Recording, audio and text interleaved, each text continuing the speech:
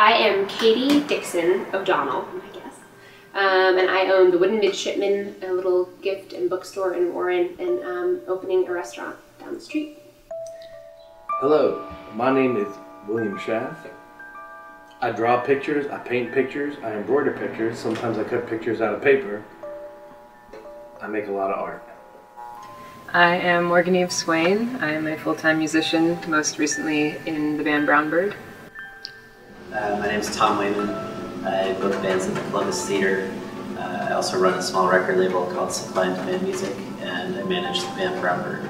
Hi, I'm Keith McCurdy. I am a performer, musician in a group called Voodoo Sister in Providence, Rhode Island.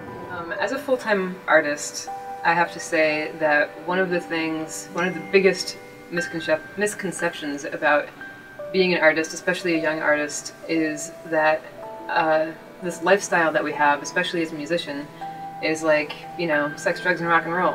And it's about, you know, going out and being on stage and having a good time and drinking and whatever you want to be doing. And that's actually not the case at all.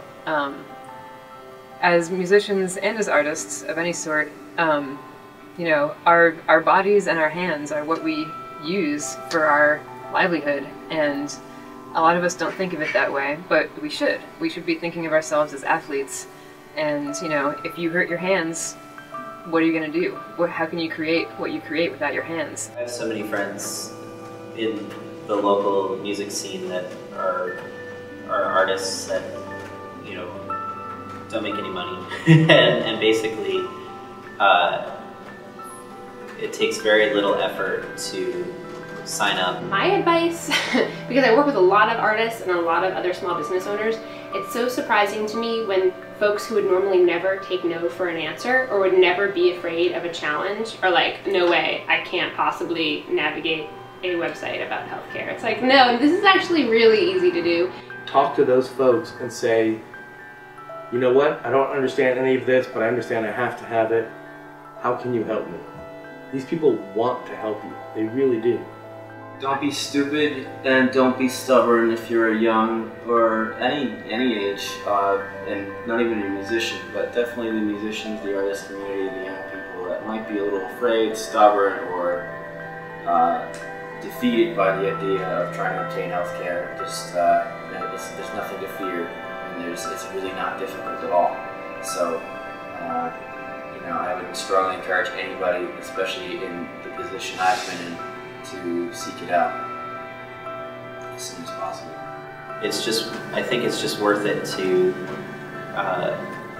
you know, anything can happen unexpectedly, and it's worth just having insurance and being able to prevent yourself from the risk of high medical costs. We learned that the hard way. You know, Dave was 36 and he was diagnosed with leukemia and wasn't insured, and that was the scariest thing that either of us have ever faced. But as a healthy 36-year-old man, you're just not thinking about something like that, and then when something does happen, it's like, you know, what are you going to do? And that's, you know, we were lucky enough to be able to get health insurance when we did, and without it, our lives would have been, you know, way more difficult than they already were. And that would be my, you know, my biggest advice to everybody, no matter how old you are, no matter what you do for a living.